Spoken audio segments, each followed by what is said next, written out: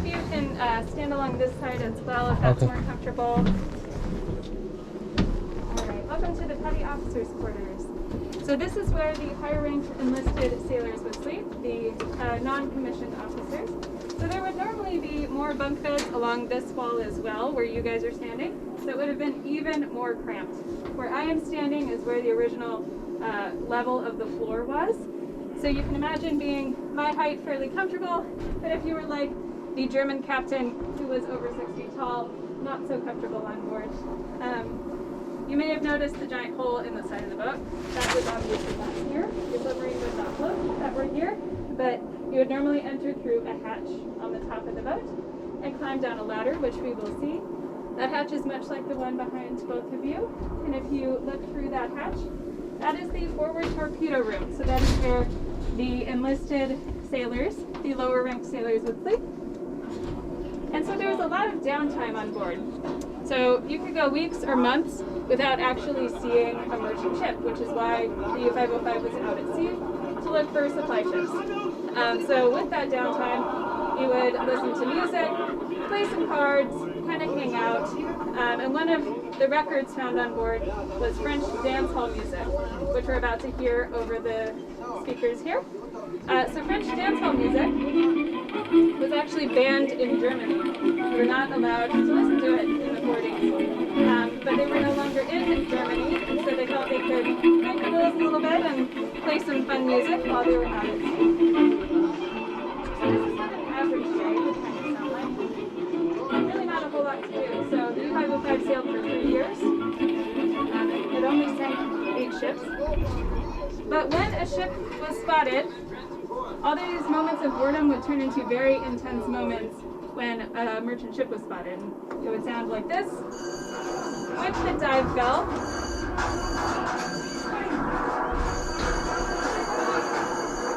so with that dive bell, all sailors would go to their stations and open things like these ballast tanks, these valves. The ballast tanks would allow water into tanks on the side. That's what allowed the submarine to sink below surface, letting in water in the tanks. So it would be down below surface about 30 feet, just deep enough for the periscope to see above the surface and see the merchant ship. So the captain would communicate with the forward torpedo room, and they would make manual calculations. They would have to determine how far, how fast, and how long it would take for the torpedo to hit the merchant ship. So they would use math, obviously. So once the captain was completely satisfied with his calculations, he would give the command LOS. LOS was to fire that torpedo. So we're going to listen for that command.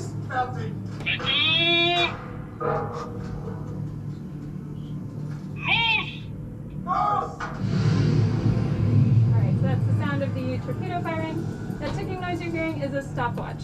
You needed to time exactly how long it would take to hear an explosion.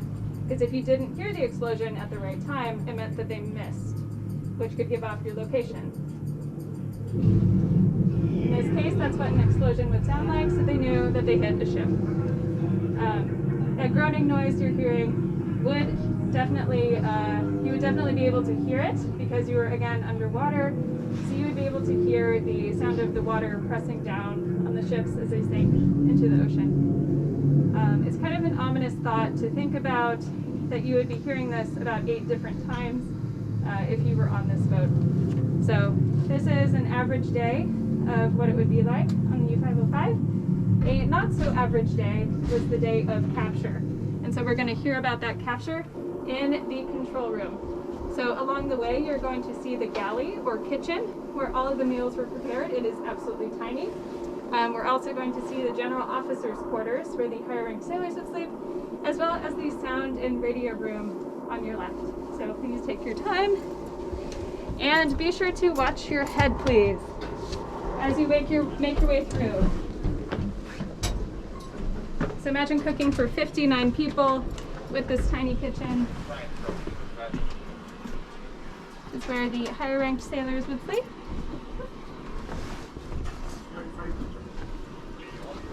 Sound room. This is where the captain would sleep. And this is the radio room. Again, please watch your head.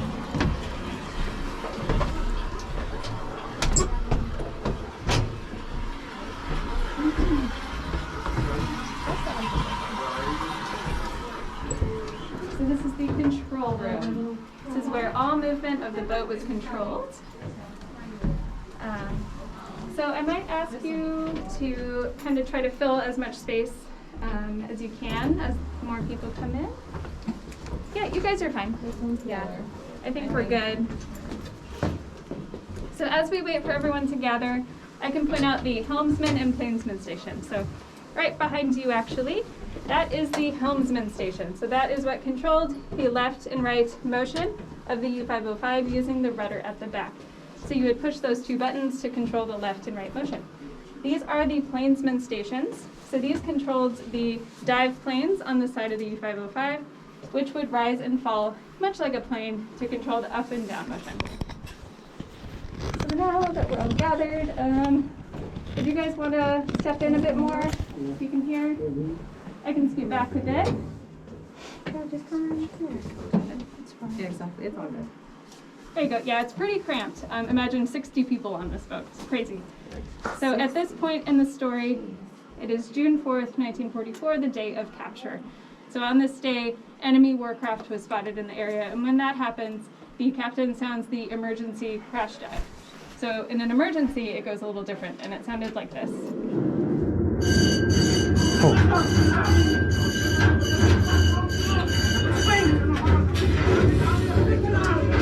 So at this point, any sailor that was not on duty would physically run to the front of the boat using their weight to pull the front of the U-505 down much faster. So fast that they could fully submerge in under 37 seconds. Again, this was an emergency.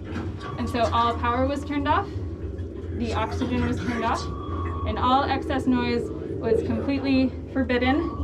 Any dropped tool, any small conversation could be heard for miles around. And that's because sound travels much further underwater than it does in the air. So any sailor that was not needed in stealth mode would be sent to sleep. So this was both to conserve oxygen, but to also ensure that they were very, very quiet. So imagine trying to sleep in a moment like this. That pinging you're hearing is the sound of the American sonar. So the U-505 did not use active sonar, the pinging noise. This would actually be able to be heard underwater from the Americans. Eventually, the German captain, Harold Lange, ordered the U-505 to sink even further down below surface to about 500 feet. So 500 feet was very close to that crush depth. Crush depth is where the actual weight of the ocean would crush the U-505 like a tin can. So you would only ever go that deep unless you were really, really trying to hide, obviously. So eventually the pinging noises got closer together, meaning that the American ship was getting closer. You would also hear groaning from the ocean again, bearing down if you were 500 feet below surface. The one noise you did not want to hear was splashing. Splashing meant a depth charge or an explosive was dropped into the water. And eventually they did hear splashing, and one of those depth charges exploded near the back of the U-505. So this actually jammed the rudder and prevented it from turning. So we'll hear that shortly. At this point, the sub was not able to turn anymore, meaning it was sinking deeper in the ocean. That meant it could reach that crush depth of 755 feet. So the captain ordered everyone to go back up to the surface.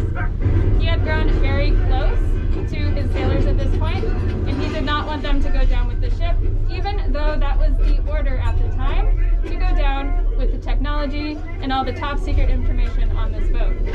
However, they resurfaced, and at the surface they were met with 6 minutes of continuous gunfire.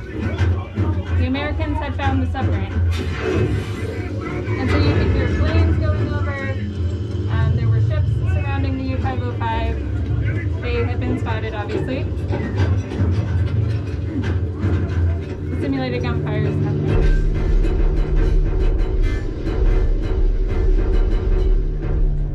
And so it was at this point that Captain Harold Lange was actually injured. And so So he ordered all of the German sailors to abandon ship, even though there were Americans up there. One sailor in particular opened the sea strainer, which is just a hole in the bottom of the ship. He was trying to scuttle or sink the boat so that it would sink. It was a last-ditch effort to try to preserve the technology and the top secret information. However, as German sailors were getting off, American sailors were getting on the boat.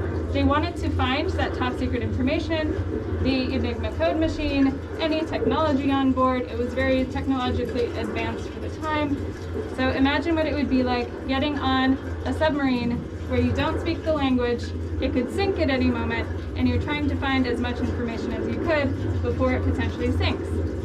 What's worse is this boat could have also exploded at the time. Many U-boats were laced with explosives in the event of an attempted capture. So that was definitely a possibility.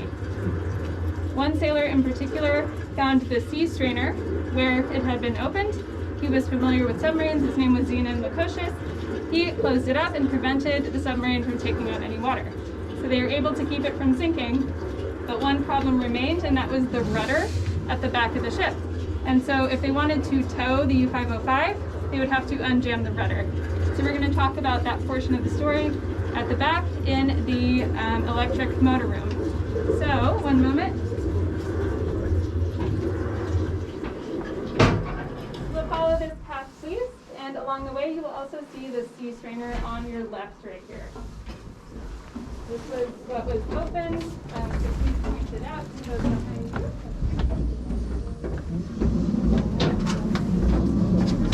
We'll be stepping through the diesel engine room.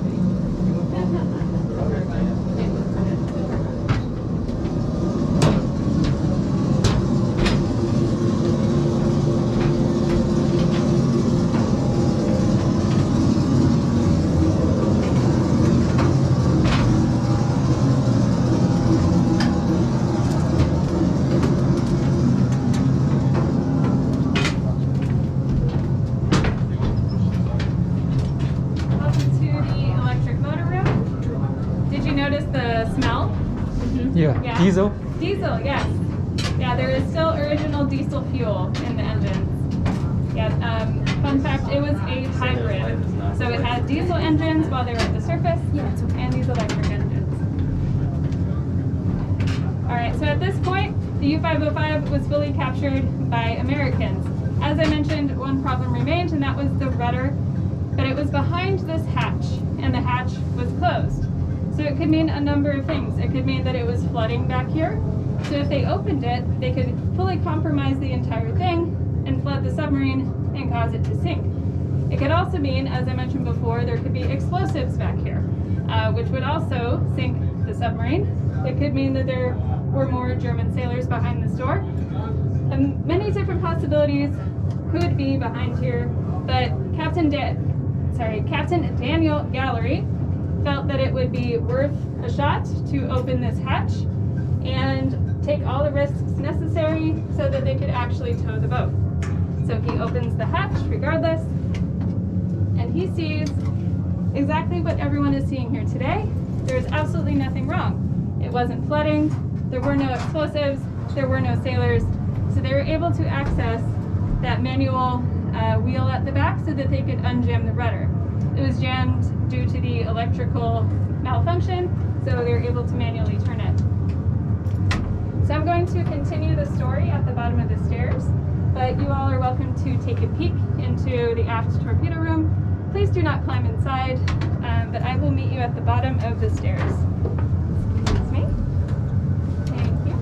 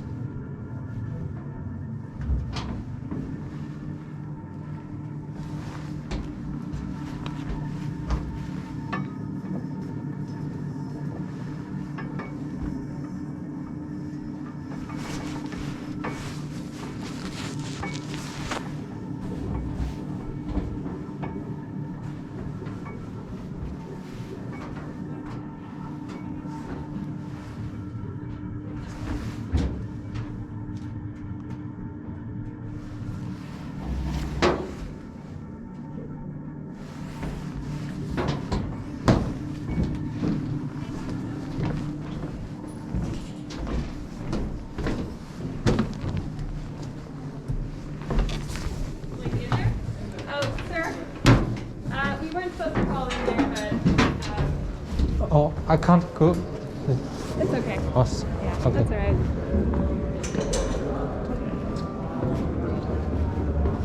We're going to continue the story. Okay. Alright, can I have you guys gather this way? It's kind of loud by the TV. Awesome, thank you. So the Americans had fully captured the submarine. What do you do with it? You have to tow it somewhere. So they could have taken it to the west coast of Africa, and as you can see on that map behind you, they were very close. And there was a base in that area. However, they knew that Germany was probably watching that area. And so instead, they took it 3,000 miles all the way across the Atlantic to a British port in Bermuda. There, they kept it as a secret. Captain Daniel Gallery's men were sworn to secrecy. They couldn't tell anyone that they had captured a submarine. Could you think why? Keep all that information to yourself. What was that, sorry? You want to keep that information to yourself because it may benefit you in the future. Yeah, that's true. Why wouldn't they want Germany to find out? Yeah. Because they change all their systems. Yeah, Germany could potentially change their technology or their codes, right? So at this point, the Germans didn't know that Britain had actually cracked their codes. So it was very important to keep this a secret. To give you some context, this was 2 days prior to D-Day, so it was very important that this whole thing be kept a secret. The German sailors on board were actually kept as prisoners of war, and they were taken to Ruston, Louisiana to work on farms until the end of the war. They were kept secretly, so the Navy actually broke the Geneva Convention Code. They were supposed to tell the family that they had captured their loved ones. They did not. The Germans, some of them returned to Germany after the war, surprised their families, hey, guess what? I'm back. Some of them did choose to stay in the United States for the rest of their lives. After the war, the U-505 was actually going to be destroyed. The U.S. Navy was going to use it for target practice. But Captain Daniel Gallery, who was from Chicago, who was actually an admiral at the time, thought, you know what? I know the perfect place for this. I'm going to have it brought to Chicago to the Museum of Science and Industry. So in 1950,